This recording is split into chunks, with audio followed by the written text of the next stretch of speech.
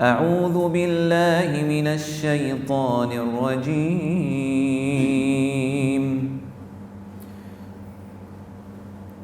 بسم الله الرحمن الرحيم.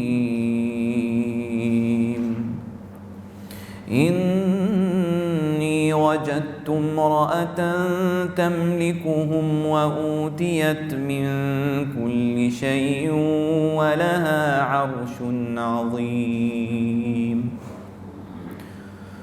وجدتها وقومها يسجدون للشمس من دون الله وزين لهم الشيطان أعمالهم فصدهم عن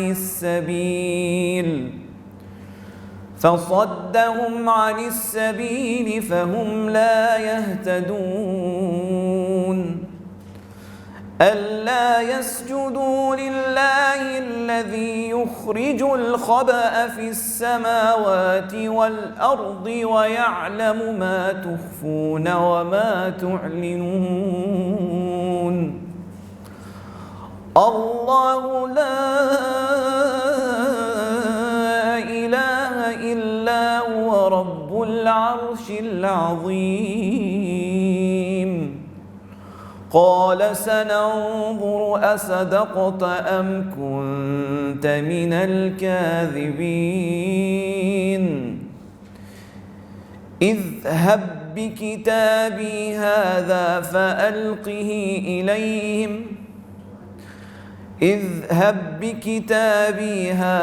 فألقه إليهم ثم تول عنهم فانظر ماذا يرجعون.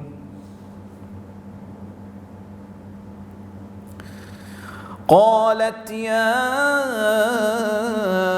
أيها الملأ إني ألقي إلي كتاب كريم إنه من سليمان وإنه بسم الله الرحمن الرحيم. ألا تعلوا علي وأتوني مسلمين.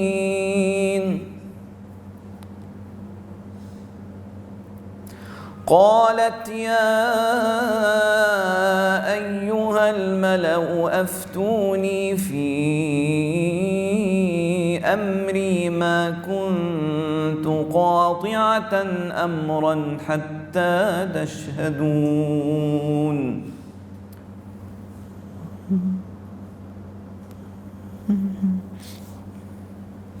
قالوا نحن أولو قوة وأولو بأس شديد والأمر إليك فانظري ماذا تأمرين.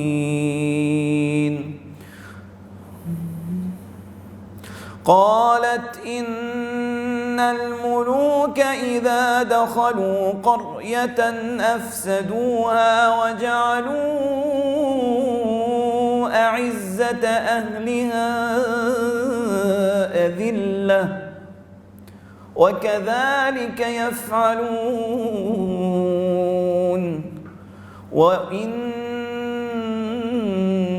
مرسلة إليهم بهدية فناظرة بما يرجع المرسلون. فلما جاء سليمان قال أتمدونني بمال فما آتاني الله خير مما آتاكم بل أنتم بهديتكم تفرحون. ارجع إليهم فلنأتينهم بجنود لا قبل لهم بها ولنخرجنهم لنسكننهم منها أذلة وهم صاغرون قال يا أيها الملأ أيكم يأتيني بعرشها قبل أن يأتوني مسلمين صدق الله العلي العظيم. أعوذ بالله من الشيطان الرجيم. بسم الله الرحمن الرحيم. الحمد لله رب العالمين والصلاة والسلام على أشرف الخلق وأعز المرسلين سيدنا حبيب قلوبنا شفيع ذنوبنا طبيب نفوسنا محمد بن عبد الله وعلى آل بيته الطيبين الطاهرين.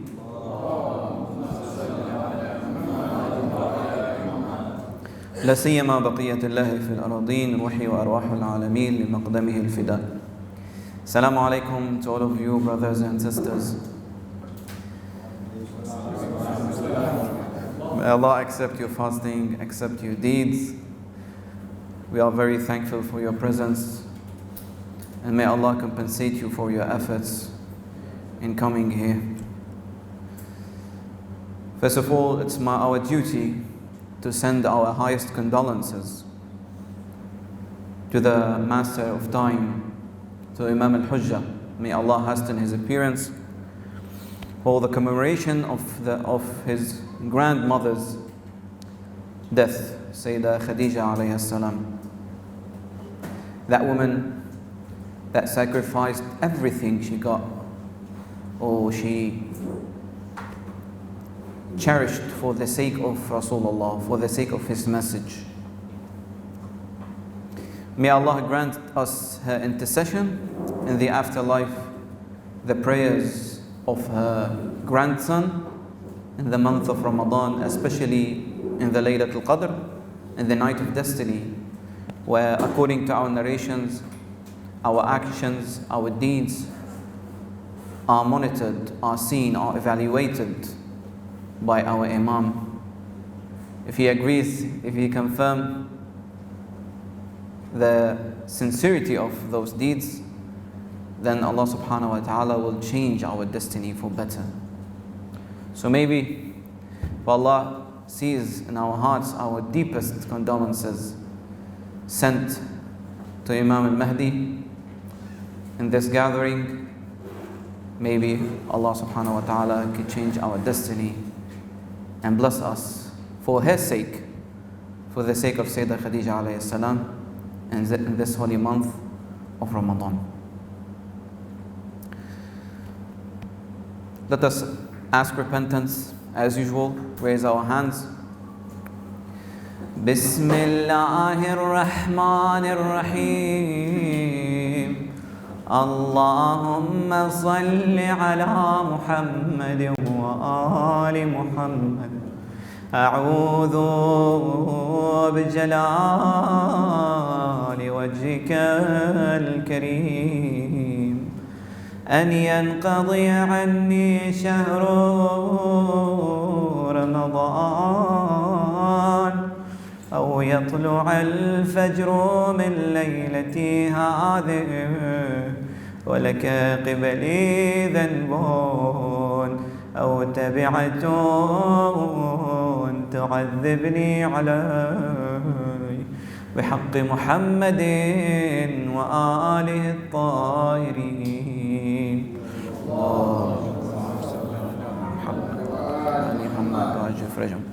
I seek refuge in the majesty of your generous face, lest the month of Ramadan ends for me, or the dawn of this night comes upon me, and I still have a sin or a consequence that you're going to punish me for.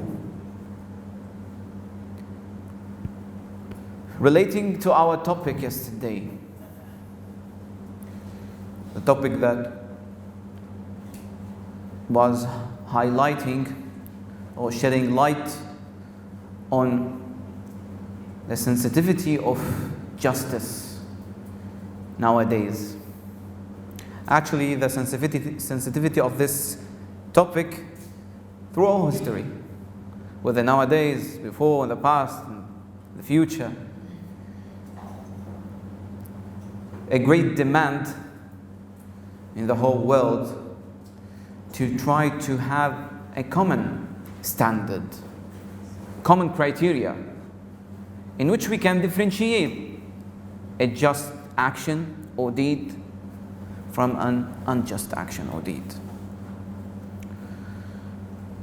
The Qur'an always asks us, invite us to excavate in its meanings, the meanings of the Qur'an, in its interpretations, to find answers for our quarrels, for our arguments, for our doubts, for anything we are skeptical about. If you are skeptical about the true attributes of a political leader, we are still elaborating. Inshallah, we'll finalize this in this lecture.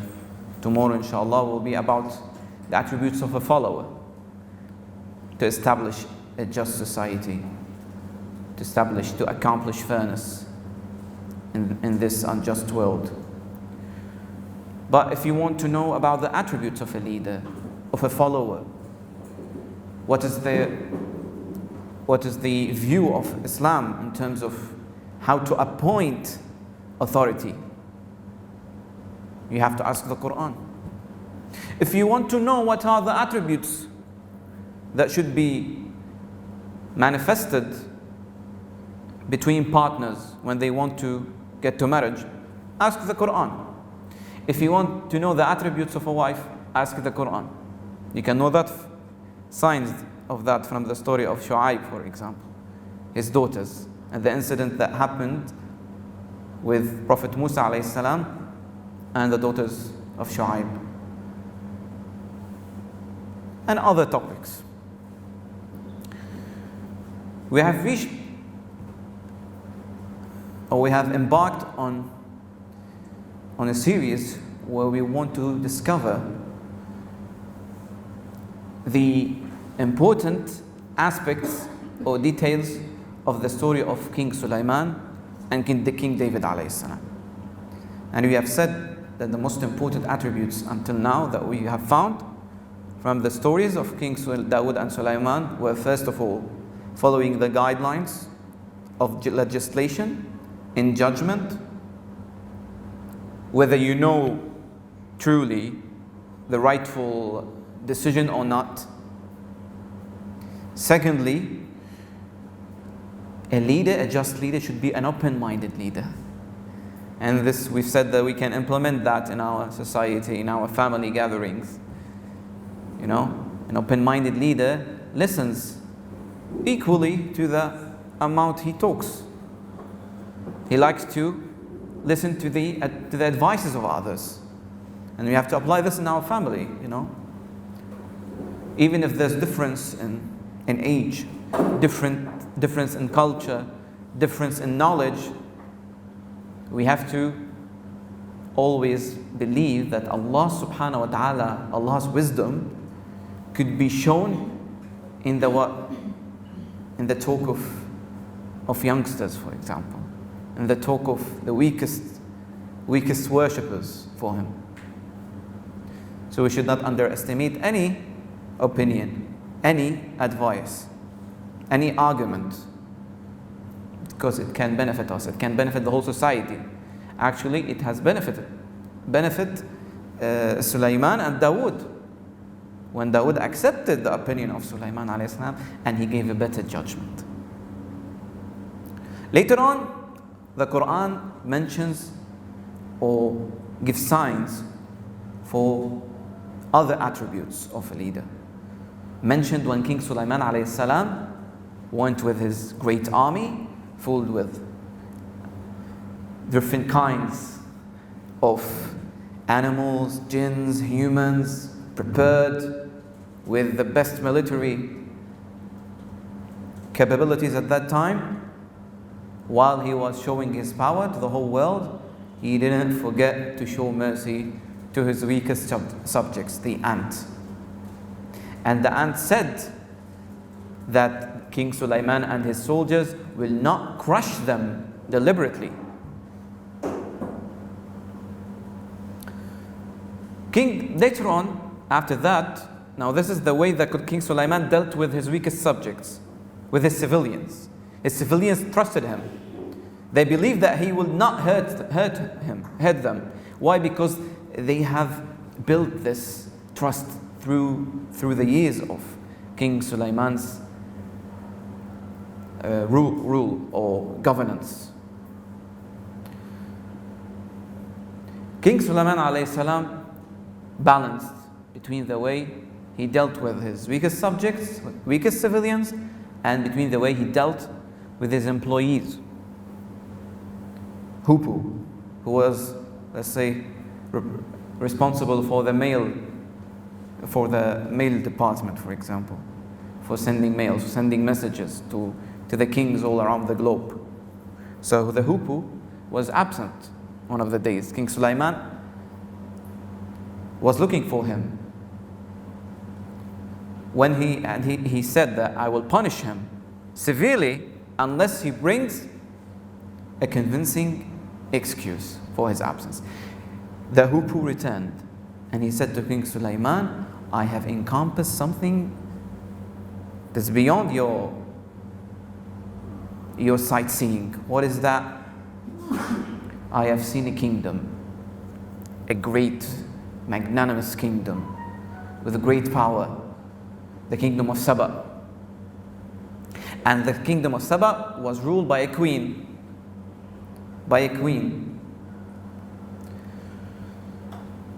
Here it is King Sulaiman alayhi salam showed strictness in front of his employee.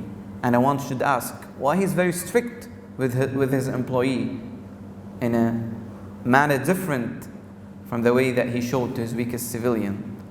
Well, the answer is that the job of this employee, of any employee in any government, is very crucial for establishing judgment in any society.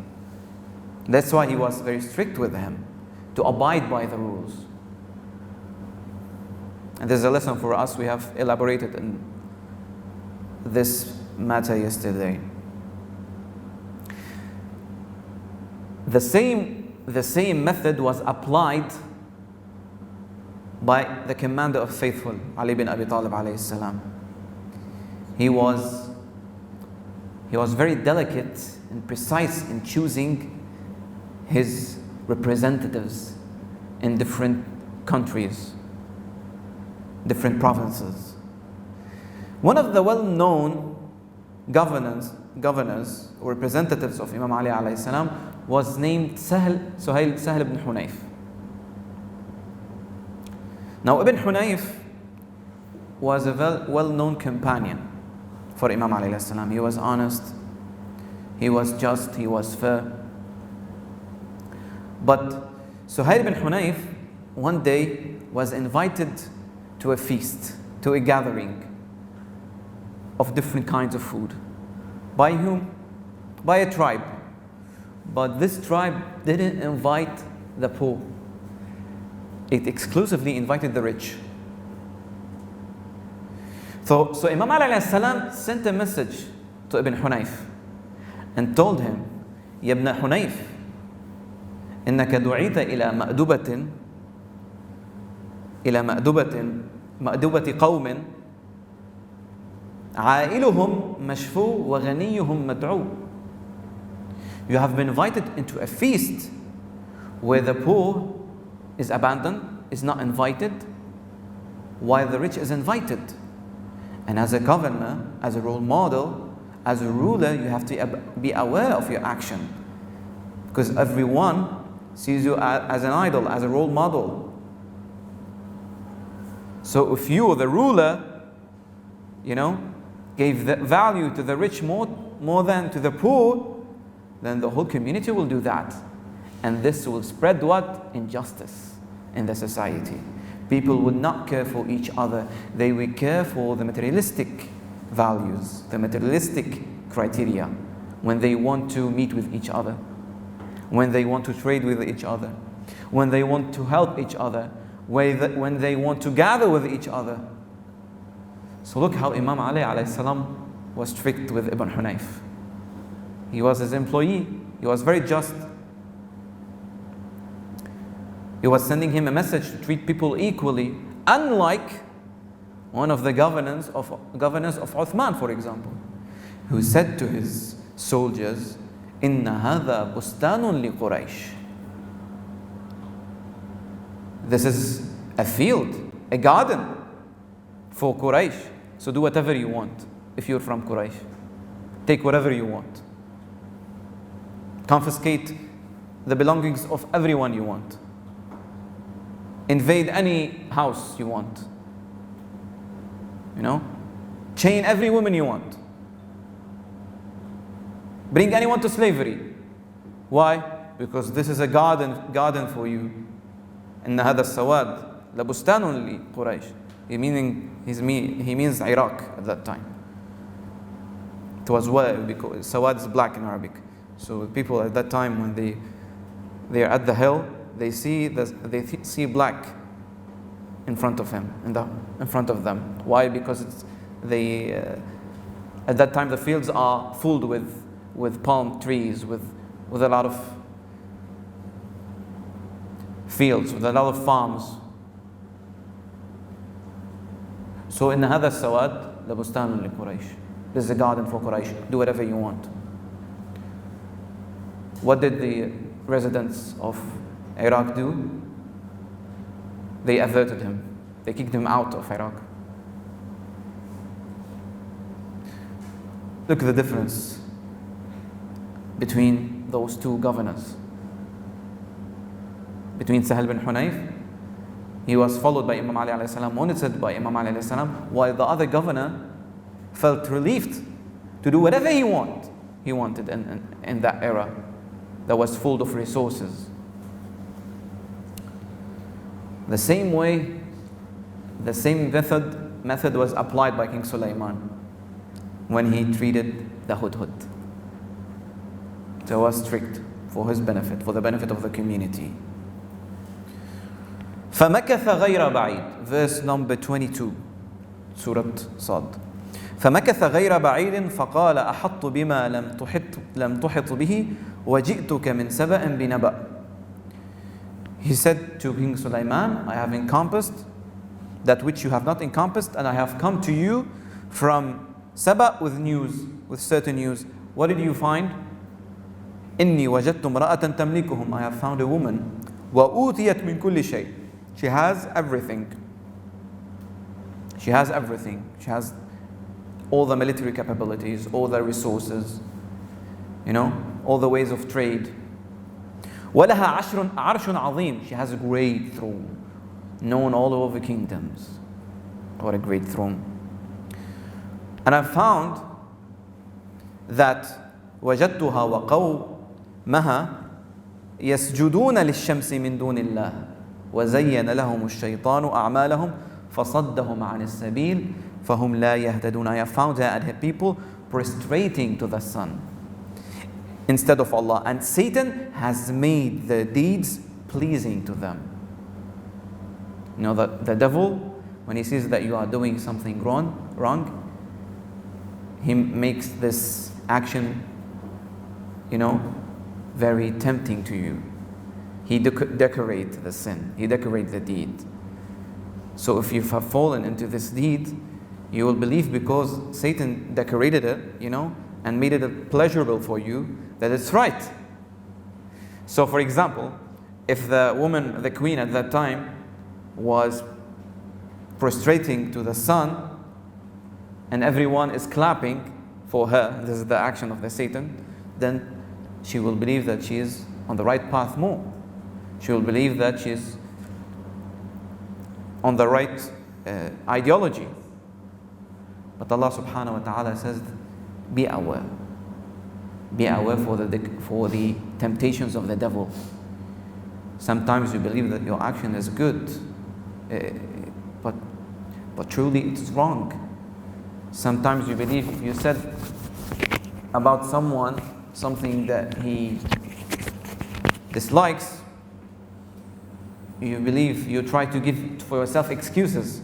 You know, that's maybe not istighaba. That's not maybe talking about him in his absence. Because I feel it's my duty to show his falsehood so that another person could not be hurt by him or harmed by him. See the Qur'an? The Satan doesn't come to you and tell you stop praying, stop fasting. But look, this is a scene, a nice scene, a beautiful scene. But truly this scene is haram. You know? Someone bribed you to compromise your principles. You know? Just this time neglect it and get this money. I mean, you are poor and you need, and necessities maybe justify your actions. Goals justify means, you know. So this is the way of the Satan. And the Satan was tempting them, the woman, the queen, and her followers. وَأُوتِيَتْ مِنْ كُلِّ شَيْءٍ وَلَهَا عَرْشٌ عَظِيمٌ. Okay. أَلَّا يَسْجُدُوا لِلَّهِ الَّذِي يُخْرِجُ الْخَبَأَ فِي السَّمَاوَاتِ وَالْأَرْضِ وَيَعْلَمُ مَا تُخْفُونَ وَمَا تُعْلِنُونَ. Why they won't worship Allah subhanahu wa ta'ala, prostrate to Allah subhanahu wa ta'ala, who brings everything from its place where it was conceived or not shown to others. Allah subhanahu wa ta'ala sees inside their hearts, and they know inside their hearts that worshipping the sun is not right. But they are not well taught how to avert from their norms and traditions. And this is very important in the month of Ramadan. Traditions sometimes, you know, could contradict with what Allah subhanahu wa ta'ala wants. So here, the Qur'an is saying, why don't they come and return prostrate to Allah subhanahu wa ta'ala and neglect the falsehood? قال سننظر أصدقت من الكاذبين أصدقت أم كنت من الكاذبين. King Sulaiman is saying to the hoopoe, we will see if you are saying the truth or you are a liar. اذهب بكتابي, go with my book. فألقه إليهم ثم تولى عنهم. Deliver that to them and then leave them and see what they will return. Now Allah subhanahu wa ta'ala, as we've said in the Qur'an, doesn't mention any detail unless it has a role in your perfection. So Allah subhanahu wa ta'ala mentions the details of the message. إِنَّهُ مِن سُلَيْمَانَ وَإِنَّهُ بِسْمِ اللَّهِ الرَّحْمَنِ الرَّحِيمِ. It is from Sulaiman. Emphasization, that's from Sulaiman. What's the sign? Bismillah ar-Rahman ar-Rahim, in the name of Allah, the Beneficent, the Merciful, the Most Graceful, the Most Merciful. He started with the word of mercy, not with the word of power. You know. قالت يا أيها الملأ أفتوني في أمري ما كنت قاطعة أمرا حتى تشهدون. Or your assembly, our assembly, your eminence, please advise me. You know me for a while, and you know that I don't take a decision unless I take your advice. Okay. They said to her, قالوا نحن أولو قوة وأولو بأس شديد والأمر إليك فانظري ماذا تأمرين. We have a very powerful military, but it's your choice after all. It's your decision. Now, here, the queen thought with herself about what's going on. Should she fight Sulaiman? But he's well known that he's a very powerful king, and there's a possibility that she's gonna lose. And she remembers that the history of kings is that when they enter a kingdom, they commit a lot of atrocities, a lot of oppression. So maybe if there's even a slight possibility that I'm gonna lose, it's better than risking this oppression to happen to my people. She was very wise. So she said, قالت إن الملوك إذا دخلوا قرية أفسدوها وجعلوا أعزة أهلها أذلة وكذلك يفعلون وإني مرسلة إليهم بهدية فناظرة بما يرجع المرسلون. I will send to them a gift and see what will they reply. When the messenger came to Sulaiman alayhi salam, the messenger of Balqis, the queen of Saba, the Qur'an says a very important, teaches us a great lesson through the words of Sulaiman. فلما جاء سليمان قال أتمدونني بمال فما آتاني الله خير مما آتاكم. Are you trying to give me a present to bribe me? Bribe me with money? Bribe me with your treasures? What Allah gave me is better than what you are giving me. And I am rich with Allah subhanahu wa ta'ala. بل أنتم بهديتكم تفرحون.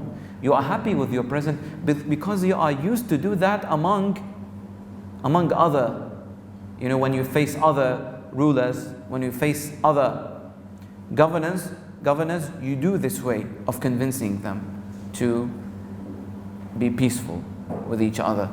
But I will not compromise my principles for the sake of money or for the sake of a great profit by trading with you.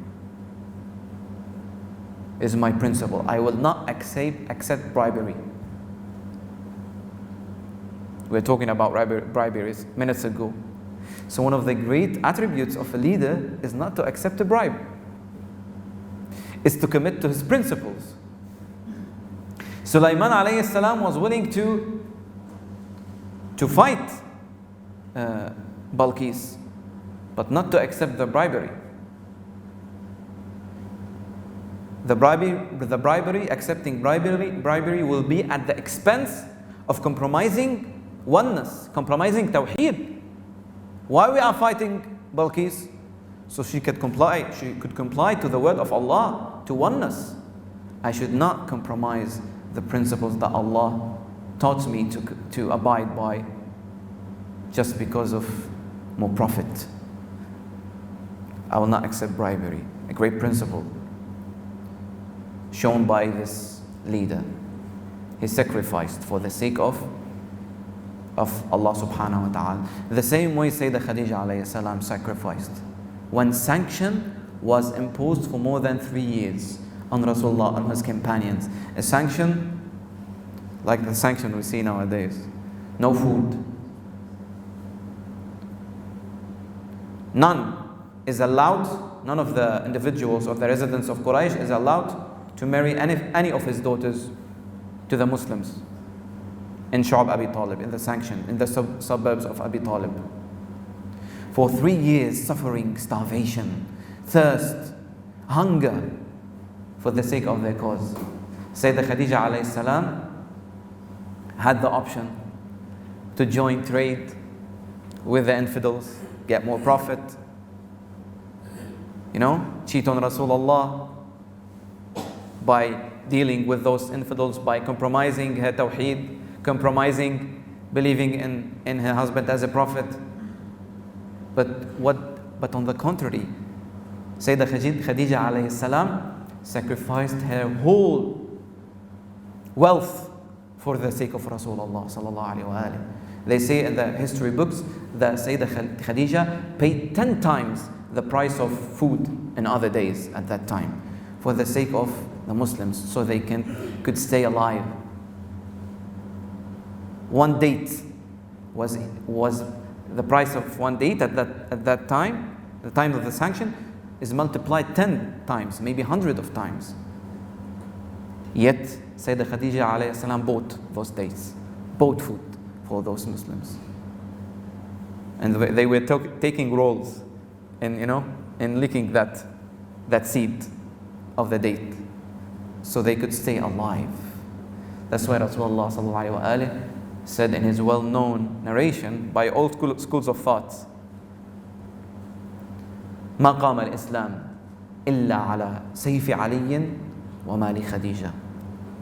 Islam couldn't be established and grown without the money of Khadija and the sword of Ali alayhi salam. Okay, then King Sulaiman alayhi salam said to his hoopoe, ارجع إليهم, return to them, فلنأتينهم بجنود لا قبل لهم بها. Return to them. We'll bring them soldiers that they will be powerless to encounter. They won't even have a chance to face, because they will be very powerful, enormous number of soldiers from all kinds of creatures, you know. بجنود لا قبل لهم بها ولنخرجنهم منها أذلة, and we will bring them out of the homes humiliated, because they didn't accept the word of mercy, the word of peace. We have given them chance. وهم صاغرون قال يا أيها الملأ. But before that, I want to test my companions, my close circle companions. You know, see who has the ability to solve this problem without causing a war. So he took the advice of his companions from the jinns, humans, maybe more creatures, we don't know. قال يا أيها الملأ, O assembly, أيكم يأتيني بعرشها, which of you will bring me her throne before they come to me in submission? Eventually they will come to me in submission. There's decreed, no doubt, emphatically they will return like that. There's no option for that. But I have another solution, maybe there's another solution that you can propose. قال عفريت من الجن. One of the jinnis said to Sulaiman alayhi salam, أنا آتيك به قبل أن تقوم من مقامك. I will bring you the throne of Balqis.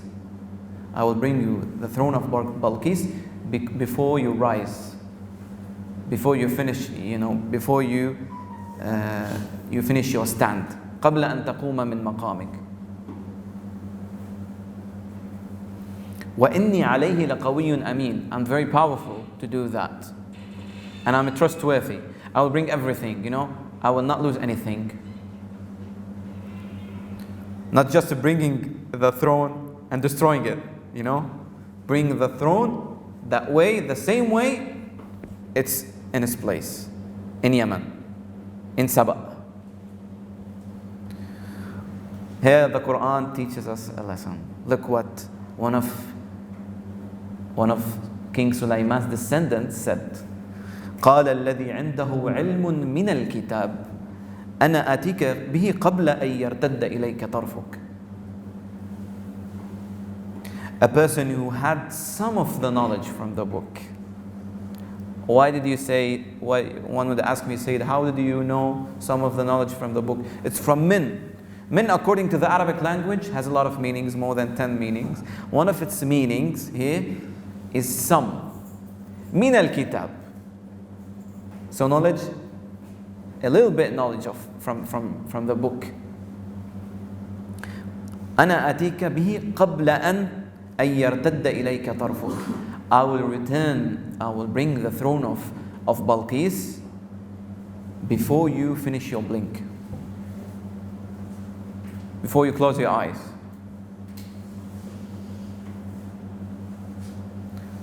What a great miracle there. فلما رأى, so Allah Sulaiman alayhi salam allowed his descendant to do that. فلما رآه مستقرا عنده قال هذا من فضل ربي ليبلوني أَأَشْكُرُ أَمْ أَكْفُرُ. This is the grace of Allah subhanahu wa ta'ala. He brought this throne stable, so He will see if I'm graceful, like I cared for His grace, I took care of His grace, or I will be a disbeliever, a disgraceful person. وَمَنْ شَكَرَ فَإِنَّمَا يَشْكُرُ لِنَفْسِهِ. And Allah subhanahu wa ta'ala says, and eventually, if you are thankful slave, worshipper of Allah, that is for your benefit, not for the benefit of Allah subhanahu wa ta'ala. In one of the narrations that's mentioned in more than tradition in the books of hadith, Abu Sa'id al-Khidri is one of the companions of Rasulullah. So he asked Rasulullah sallallahu alayhi wa alihi, give me the explanation of this verse. قال الذي عنده علم من الكتاب. Who was that person who had some of the knowledge of the book, Ya Rasulullah? So Rasulullah said to him, replied, ذاك وصي أخي سليمان bin Dawood. This is the descendant of Sulaiman bin Dawood, Asaf bin Barkhia, his name in one of the narrations. Then Rasulullah, please explain to me the explanation of this verse. قُلْ كَفَى بِاللَّهِ. And this verse was sent upon whom, or for the intention of shedding light on whom? قُلْ كَفَى بِاللَّهِ شَهِيدًا بَيْنِي وَبَيْنَكُمْ وَمَنْ عِنْدَهُ عِلْمُ الْكِتَابِ.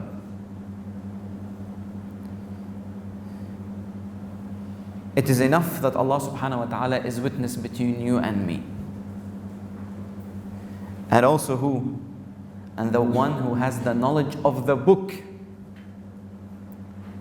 Not the knowledge from the book, some of the knowledge from the knowledge of the book. So who is that, Ya Rasulullah? Rasulullah said, this is my brother Ali bin Abi Talib. If a descendant of a prophet who had some of the knowledge from the book brought the greatest kingdom to its knees, brought it actually from thousands of kilometers from a place to another with a time less than the time that it will take you to blink, what about the descendant of a prophet who has the knowledge of the book? What about the descendant of the prophet who is among us, actually in our belief, who is among you? How much he is capable of doing things.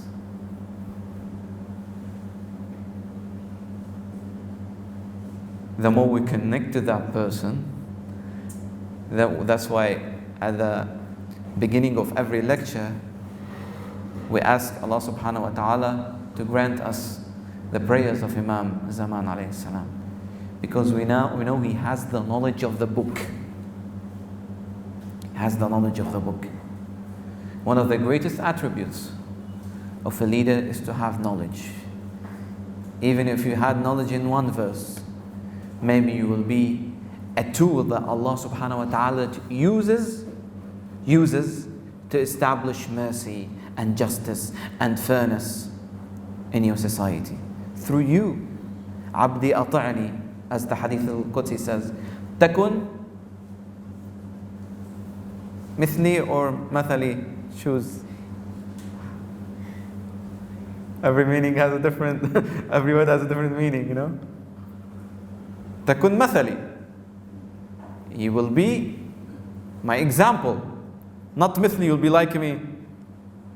Mithli, you'll be like me. Mathali, you'll be an example.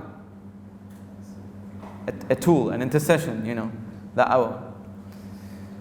Abdi atani takum mathali. Taqulu lishay'i kun fayakun. You will say to the thing, be, and it will be. Don't ever underestimate your capabilities to know, you know, to benefit from the spiritual advantages of the Qur'an.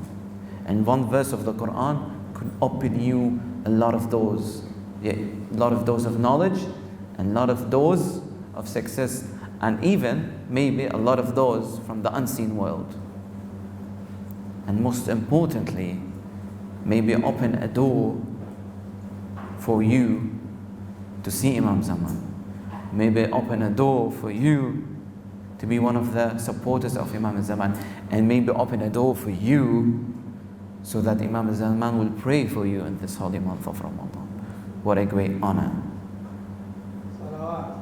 Allahumma salli ala Muhammad wa ali Muhammad. I am very content that He sees us, that He sees every one of us, and that He is very happy for your presence.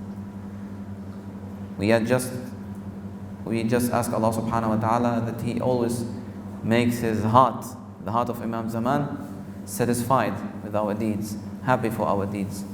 And may Allah avert us from the actions that will bring sadness and grief to our Imam Zaman. So we have learned, in short, summarization for all what we have said before. One of the most important attributes of a political leader, of a faithful person in the month of Ramadan, is following the guide to establish justice in any society, in any community, even in a close, small community like your family, is following the guidelines of legislation of Sharia, of Islam.